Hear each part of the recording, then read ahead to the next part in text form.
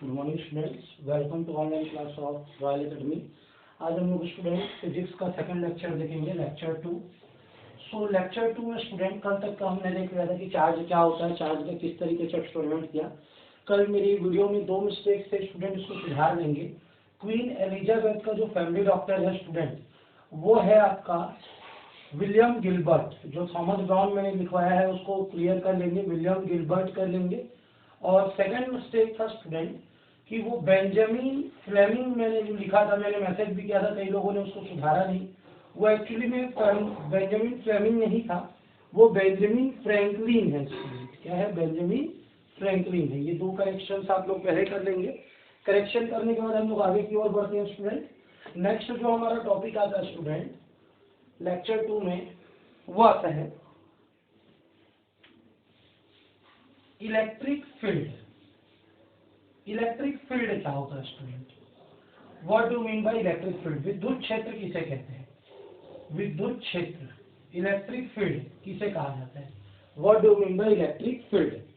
तो electric field क्या होता है, इस चीज को समझने के लिए हमको क्या जरूरी है? पहले एक टॉपिक पढ़ना जरूरी है, प्रॉपर्टीज ऑफ चार्ज। क्या पढ़ना जरूरी है? Properties of charge. आवेश के गुण। आवेश के गुण। तो आवेश के क्या क्या गुण होते हैं? सबसे पहला गुण हम लोग एक्सपेरिमेंट में देख चुके हैं, opposite charges attract each other. असमान आवेश एक दूसरे को आकर्षित करते हैं। पहला प्रॉपर्टी लिखेंगे, opposite charges attract each other. असमान आवेश एक दूसरे को क्या करते हैं स्टूडेंट? आकर्षित करते हैं। दूसरा पॉइंट लिखेंगे, similar charges repel each other. समान आवेश एक दूसरे को प्रतिकर्षित करते हैं। दूसरा पॉइंट क्या लिखेंगे कि similar charges repel each other. समान आवेश एक दूसरे को प्रतिकर्षित करते हैं। मतलब प्लस प्लस या माइनस माइनस को एक दूसरे के पास में लेके जाए, प्लस को प्लस के पास में लेके जाए या माइनस को माइनस के पास में, तो दोनों के बीच में रिपल्सन होगा। और एक प्लस लेंगे और एक माइनस लेंगे और दोनों को पास में लेके जाएंगे तो दोनों के बीच में क्या होगा स्टूडेंट? अट्रैक्शन होगा। तीसरा पॉइंट जो है स्टूडेंट, थर्ड जो पॉइंट है, थर्ड पॉइंट क्या बोलता है? प्रॉपर्टीज ऑफ चार्ज का जो तीसरा पॉइंट है वो सबसे ज्यादा इंपॉर्टेंट है स्टूडेंट। अगर किसी भी चार्ज को एक सरफेस में प्रेजेंट करें, एक सरफेस पे रखें, अगर किसी भी चार्ज को एक सतह पर रखें और अपने चारों ओर एक वो विद्युत क्षेत्र का निर्माण कर ले, वो इलेक्ट्रिक फील्ड क्रिएट कर ले, विद्युत क्षेत्र का निर्माण कर ले, इलेक्ट्रिक फील्ड क्रिएट कर ले, तो उस चार्ज को सोर्स चार्ज बोला जाएगा। उस चार्ज को क्या बोला जाएगा? सोर्स चार्ज, स्रोत आवेश। क्या बोला जाएगा? स्रोत आवेश बोला जाएगा। क्या? अगर किसी भी आवेश को किस पे रखा जाए? एक सरफेस पे रखा जाए। किसी भी आवेश को अगर एक सरफेस पे रखा जाए और सरफेस पे रखने पर वो अपने चारों तरफ एक इलेक्ट्रिक फील्ड क्रिएट कर लेगा, तो आपका क्या कहलाएगा? वो source charge. When any charge is placed on any surface and it creates a electric field, then that charge is called source charge. जब किसी आवेश को एक सतह पर रखने पर वो अपने चारों ओर एक विद्युत क्षेत्र का निर्माण करता है तो उसे स्रोत आवेश कहा जाता है। उसे क्या कहा जाता है? स्रोत आवेश कहा जाता है स्टूडेंट। क्लियर है? कोई डाउट यहाँ पर तक? तीसरा पॉइंट। तीसरे पॉइंट के बाद आ जाते हैं स्टूडेंट, चौथा जो पॉइंट है वो बहुत ज्यादा इंपॉर्टेंट है। फोर्थ पॉइंट आता है law of conservation of charge. Law of conservation of charge, आवेश संरक्षण का नियम। चौथा पॉइंट क्या लेता है स्टूडेंट? आवेश संरक्षण का नियम। आवेश संरक्षण का नियम क्या बोलता है स्टूडेंट? फोर्थ पॉइंट है आपका आवेश संरक्षण का नियम। यह बोलता है charge can neither be created nor be destroyed. ना तो आप चार्ज को क्या कर सकते हो? क्रिएट कर सकते हो, ना ही डिस्ट्रॉय कर सकते हो। या किसी आइसोलेटेड सिस्टम के लिए, for any isolated system, charge remains constant. Charge remains constant. किसी आइसोलेटेड सिस्टम के लिए, मतलब जिसमें ना तो एनर्जी ना तो मास, दोनों चेंज नहीं होती है, उस सिस्टम को क्या बोलते हैं? Isolated system. तो किसी आइसोलेटेड सिस्टम के लिए क्या होती है? चार्ज हमेशा कांस्टेंट रहती है। मतलब ना तो चार्ज को आप बना सकते हैं, ना तो आप उसको खत्म कर सकते हैं। आवेश संरक्षण का नियम क्या बोलता है? ना तो आवेश को उत्पन्न किया जा सकता है, ना तो आवेश को नष्ट किया जा सकता है। या दूसरे शब्दों में कहा जाए तो किसी विलगित निकाय के, विलगित निकाय एक ऐसा निकाय होता है जिसमें ना तो ऊर्जा परिवर्तित होती है और ना तो उसका द्रव्यमान। तो विलगित निकाय के लिए आवेश की मात्रा नियत होती है। क्या बोलता है? आवेश की मात्रा नियत होती है। ठीक है, ये आपका बोलता है ऊर्जा संरक्षण में आवेश संरक्षण का नियम। लिखेंगे, कैसे लिखेंगे? For an isolated system charge remains constant. किसी विलगित निकाय के लिए आवेश की मात्रा नियत होती है, या charge can neither be created nor be destroyed. ना तो आवेश को उत्पन्न किया जा सकता है और ना ही नष्ट किया जा सकता है। अब नेक्स्ट पॉइंट आ जाते हैं स्टूडेंट, इसका पांचवा प्रॉपर्टी जो इंपॉर्टेंट है। Fourth complete, fifth start. Quantization of charge. Quantization of charge. Quantization of charge, आवेश का क्वांटीकरण। क्या कहते हैं स्टूडेंट? आवेश का क्वांटीकरण। आवेश का क्वांटीकरण से आप क्या समझते हैं? What do mean by quantization of charge? ठीक है, तो आवेश का क्वांटीकरण किसी आवेश का एक ऐसा गुण होता है जिसमें आवेश को छोटे छोटे भागों में बांटा नहीं जा सकता। आवेश को छोटे छोटे भागों में बांटा नहीं जा सकता, या तो इसके मान को कम किया जा सकता है या तो इसके मान को बढ़ाया जा सकता है। तो यह गुण आवेश का क्वांटीकरण कहलाता है। किसी भी आवेश को छोटे छोटे पीस में डिवाइड नहीं कर सकते, काट नहीं सकते, केवल उसकी वैल्यू को, केवल उसके मान को या तो घटा सकते हैं या तो बढ़ा सकते हैं। जैसे अगर आपके पास 10 कूलाम का आवेश है, अब 10 कूलाम के आवेश को आप 2 5 भागों में नहीं बांट सकते। आप 10 को सीधा 2 बना सकते हो या 10 को सीधा 20 बना सकते हो। मतलब उसके मान को बढ़ा या घटा सकते हो, उसको बांट नहीं सकते। Means charge can not be further divided into small pieces. Charge can not be further divided into small pieces. Only its value can be increased और decreased. Only its value can be increased और decreased. केवल उसके मान को बढ़ाया या घटाया जा सकता है। तो this property of charge is called quantization of charge. इस आवेश के नियम को आवेश का क्वांटीकरण कहते हैं। मतलब आवेश को क्या किया जा सकता है? छोटे छोटे भागों में बांटा नहीं जा सकता है, केवल उसके मान को बढ़ाया या घटाया जा सकता है। अब इसको जनरली डिनोट करते हैं कैपिटल क्यू या फिर स्मॉल क्यू से। So q is equal to formula होता है student n e plus minus n e. क्या फॉर्मूला होता है? Q is equal to plus minus n e, जहाँ एन किस चीज को बताएगा? नंबर ऑफ इलेक्ट्रॉन्स, इलेक्ट्रॉन की संख्या, और ई किस चीज को बताएगा? चार्ज ऑफ इलेक्ट्रॉन, इलेक्ट्रॉन का द्रव्य आवेश। ये इलेक्ट्रॉन की संख्या को बताता है, इलेक्ट्रॉन की संख्या, और ये इलेक्ट्रॉन का किस चीज को बताएगा? आवेश को, इलेक्ट्रॉन का आवेश। Clear student? ये पांचों प्रॉपर्टी आप लोगों को ठीक है।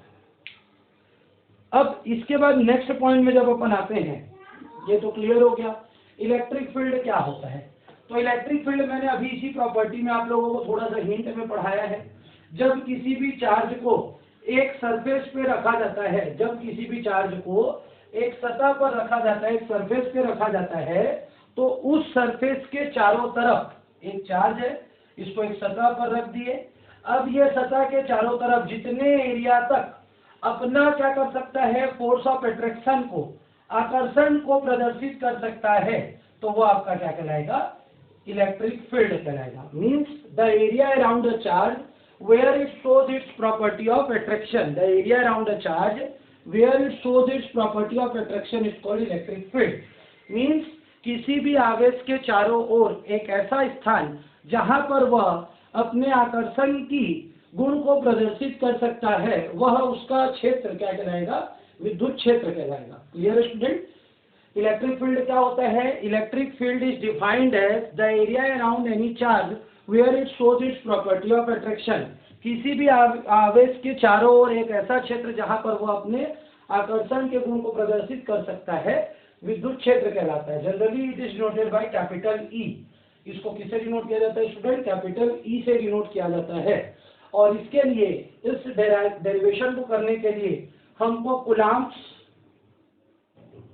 इनवर्स स्क्वायर लॉ पढ़ना जरूरी है। कूलाम का व्युत्क्रम वर्ग का नियम, वर्ग का नियम।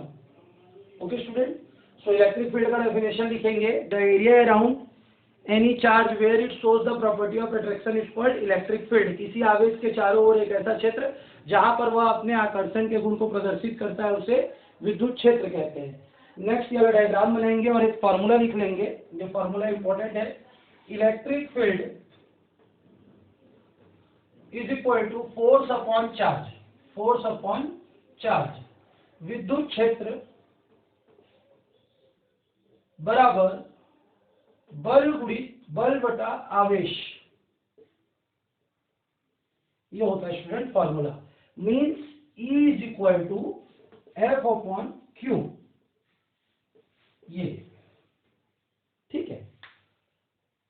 इसका यूनिट क्या होगा स्टूडेंट? फोर्स का यूनिट होता है न्यूटन और चार्ज का यूनिट होता है कूलम।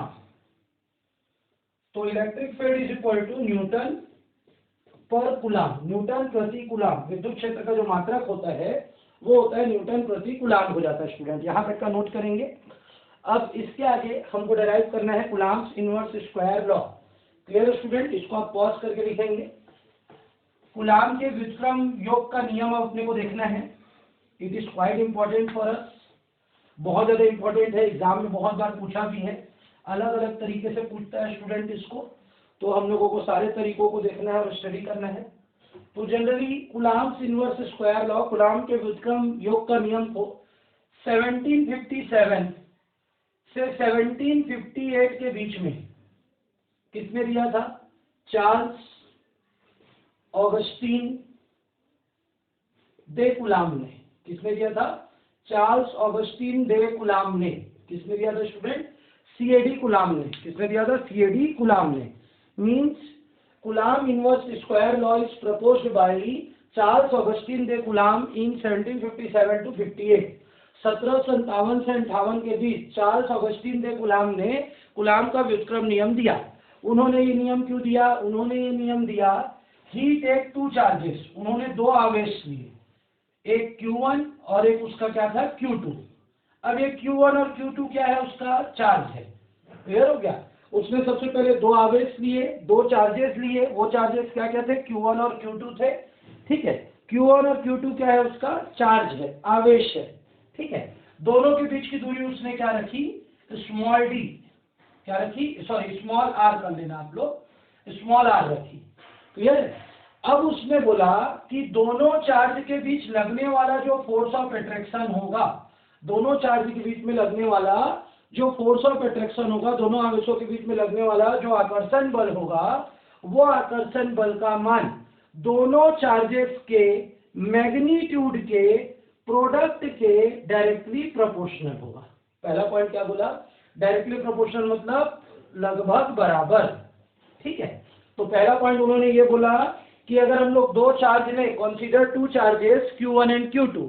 इस तरीके से आपको लिखना है, consider two charges Q1 and Q2 and distance between them is small r, then the force of attraction between them is directly proportional to the product, product मतलब multiply, is directly proportional to the product of magnitude of both the charges. Okay. क्या लिखेंगे? माना दो आवेश लेते हैं Q1 और Q2, दोनों के बीच की दूरी स्मॉल r है। यदि दोनों के बीच में लगने वाला बल F है, तो बल F का मान दोनों आवेशों के परिमाणों के गुणनफल के अनुक्रमानुपाती होगा। दोनों आवेशों के परिमाणों के गुणनफल के अनुक्रमानुपाती होगा। ये हो गया इक्वेशन नंबर 1। फिर इसके बाद लिखेंगे एंड। क्या लिखेंगे?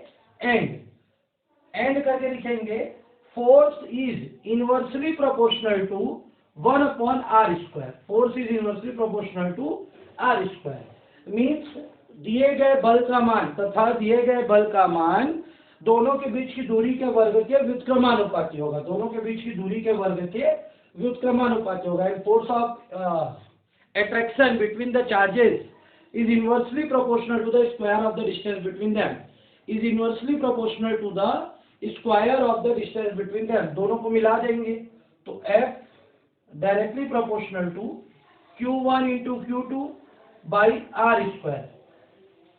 Q1 into Q2 by R square हो जाएगा। ये वाला साइन हटेगा तो क्या लगेगा स्टूडेंट? एक कांस्टेंट लगेगा।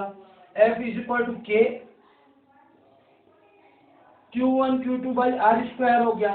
जहां के किस चीज को बताएगा, प्रोपोर्शनैलिटी कांस्टेंट। किस चीज को बताएगा, प्रोपोर्शनैलिटी कांस्टेंट। प्रोपोर्शनैलिटी कांस्टेंट, समानुपाती नियतांक। के किस चीज को बताएगा स्टूडेंट, समानुपाती नियतांक को बताएगा। F इज इक्वल टू के Q1 Q2 by R square. ये वाला चिन्ह जब भी लगता है तो एक कांस्टेंट लगता है, वो कांस्टेंट आप अपनी सुविधा के अनुसार लगा सकते हैं। जनरली हम लोग के का यूज करते हैं, प्रोपोर्शनैलिटी कांस्टेंट हो गया।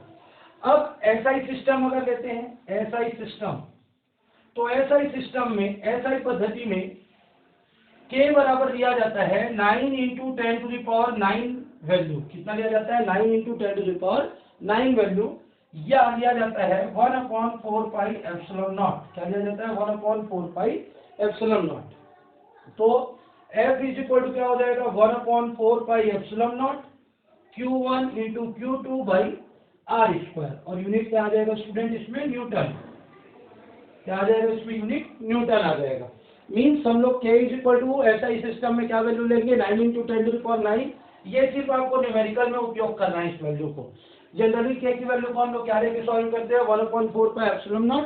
तो जब के की जगह में 1/4 पाई एप्सिलॉन नॉट लेंगे तो एसआई सिस्टम में फोर्स का यूनिट क्या होता है, न्यूटन होता है। और अगर हम लोग सीजीएस सिस्टम लेते हैं स्टूडेंट, कौन सा सिस्टम लेते हैं, सीजीएस सिस्टम लेते हैं, तो के की वैल्यू को कितना लिया जाता है सीजीएस सिस्टम में, 1 लिया जाता है। कितना लिया जाता है स्टूडेंट, 1 लिया जाता है। तो F इज इक्वल टू क्या हो जाएगा, 1 Q1 इंटू Q2 बाई कितना हो जाएगा, आर स्क्वायर हो जाएगा। लेकिन इसका यूनिट क्या लिखेंगे हम लोग, डाइन। क्या लिखेंगे स्टूडेंट, डाइन राइट करेंगे। तो देखिए फिर से चार्ल्स ऑगस्टीन ने कूलाम में क्या बोला, उसने दो चार्जेस लिए Q1 और Q2, दोनों के बीच का डिस्टेंस कितना लिया, R लिया, दोनों के बीच में लगने वाला फोर्स F लिया। अब F की वैल्यू दोनों चार्जेस के प्रोडक्ट के डायरेक्टली प्रोपोर्शनल होती है, मतलब लगने वाले बल का मान दोनों आवेशों के गुणनफल के अनुक्रमानुपाती होता है, और दोनों के बीच की दूरी के व्युत्क्रमानुपाती होता है, और दोनों के बीच के डिस्टेंस के इनवर्सली प्रोपोर्शनल होता है। दोनों को अगर एक साथ मिला दिया जाए तो ये ऊपर है नीचे एक साथ लिख दिए। अब यह साइन हटेगा तो क्या लगेगा, कांस्टेंट लगेगा। के को क्या बोलते हैं, प्रोपोर्शनलिटी कांस्टेंट, समानुपाती नियतांक बोलते हैं। अब के की value 9 into 10 to the power 9 newton या 1/4 पाई एप्सिलॉन नॉट हो जाएगा। इस वैल्यू को जब आप पुट करेंगे तो ये न्यूटन आ गया, और के का मान 1 लेंगे तो ये आपका डाइन आ गया। इस तरीके से आप क्या निकाल सकते हैं स्टूडेंट, आंसर कैलकुलेट कर सकते हैं। Okay student, is it clear. Okay student, इसी में आगे की ओर बढ़ते हैं, और आगे बढ़ के नेक्स्ट टॉपिक देखते हैं स्टूडेंट, यूनिट चार्ज, इकाई आवेश क्या होता है। होप आप लोगों को यहाँ तक क्लियर होगा। क्लियर होने के बाद अगला जो टॉपिक देखते हैं स्टूडेंट, इकाई आवेश, यूनिट चार्ज क्या होता है, व्हाट इज यूनिट चार्ज। इसी के अंतर्गत ये आता है, यूनिट चार्ज आप किसे कहते हैं, क्या समझते हैं यूनिट चार्ज से। तो यूनिट चार्ज देखते हैं स्टूडेंट, यूनिट चार्ज इसी के अंदर का ही टॉपिक है, कूलॉम्स लॉ के अंदर का ही है, इकाई आवेश, इकाई आवेश। सो इकाई आवेश यूनिट चार्ज क्या होगा। अब हम लोग फोर्स इज इक्वल टू क्या जानते हैं, फोर्स इज इक्वल टू जानते हैं 1/4 pi epsilon naught Q1 into Q2 by R square जानते हैं। यदि Q1 और Q2 के मान को Q से प्रदर्शित करें, Q1 और Q2 की वैल्यू को किससे डिनोट करें, Q से डिनोट करें, और R की वैल्यू को 1 मीटर ले लें। R की वैल्यू को कितना ले लें, 1 मीटर। Q1 और Q2 की वैल्यू को Q से डिनोट करें और R को 1 मीटर ले लें, ठीक है। तो फोर्स की value 9 into 10 to the power 9 newton work करती है। फिर से अगर Q1 और Q2 की वैल्यू Q के बराबर हो जाए, Q1 और Q2 का मैग्नीट्यूड सेम हो जाए, परिमाण समान हो जाए, ये 5 कूलाम है तो ये भी 5 कूलाम, वो 7 कूलाम है तो वो भी 7 कूलाम हो जाए, और दोनों के बीच की दूरी कितनी हो जाए, 1 मीटर, दोनों के बीच की दूरी कितनी हो जाए, 1 मीटर हो जाए, तो जो लगने वाला फोर्स रहता है, बल रहता है, वो कितना लगता है, 9 into 10 to the power 9 newton. तो इतना पूरे मान को अगर इसमें हम रखें तो कैसे दिखेगा, 9 इंटू 10 टू द पावर 9 बराबर, इसकी जगह में भी हम क्या लिख सकते हैं, 9 इंटू 10 टू द पावर 9, मैंने बताया है 1/4 पे एप्सिलॉन नॉट की वैल्यू भी इतनी ही होती है, इंटू Q1 की जगह में क्या लिख सकते हो, Q, Q2 की जगह में भी क्या लिख सकते हो, Q, और डिस्टेंस की जगह में क्या लिख सकते हो, 1 का स्क्वायर। तो 9 into 10 to the power 9, 9 into 10 to the power 9, दोनों साइड से कैंसिल, 1 बराबर क्या हो गया, Q स्क्वायर। सो Q स्क्वायर बराबर कितना हो जाएगा, 1। तो Q इज इक्वल टू क्या आ जाएगा, प्लस माइनस 1। क्यों, क्योंकि Q की वैल्यू √1 हो जाएगी, √1 मतलब कितना आ जाएगा, प्लस माइनस 1। तो अगर इसका डेफिनेशन लिखना चाहें तो इसका डेफिनेशन किस तरीके से लिखेंगे student, if if magnitude of both the charges are same, both the charges are same and kept 1 meter apart from each other, then and force of attraction is 9 into 10 to the power 9 Newton, then the charges are called unit charge. यदि दो आवेशों के मध्य, यदि दो समान आवेश 1 metre की दूरी पर हों, 1 मीटर दूरी पर हों एवं उनके बीच लगने वाला आकर्षण बल का मान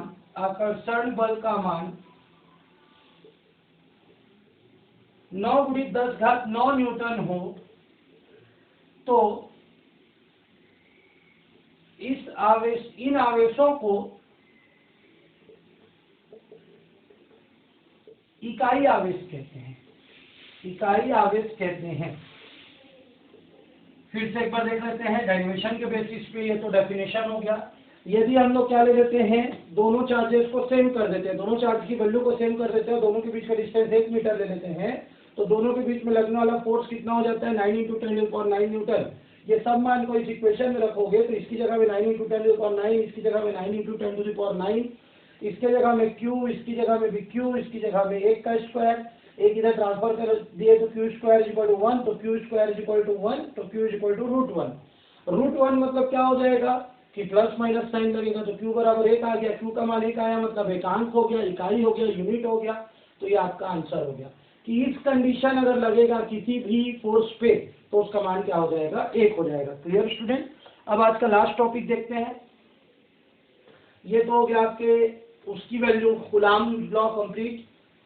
अब इलेक्ट्रिक फील्ड का डेरिवेशन छोटा सा देख लेते हैं। इलेक्ट्रिक फील्ड में मैंने एक आवेश तो आप लोगों को समझा दिया था, क्या इलेक्ट्रिक फील्ड इंटेंसिटी, उसकी तीव्रता निकालनी है, विद्युत क्षेत्र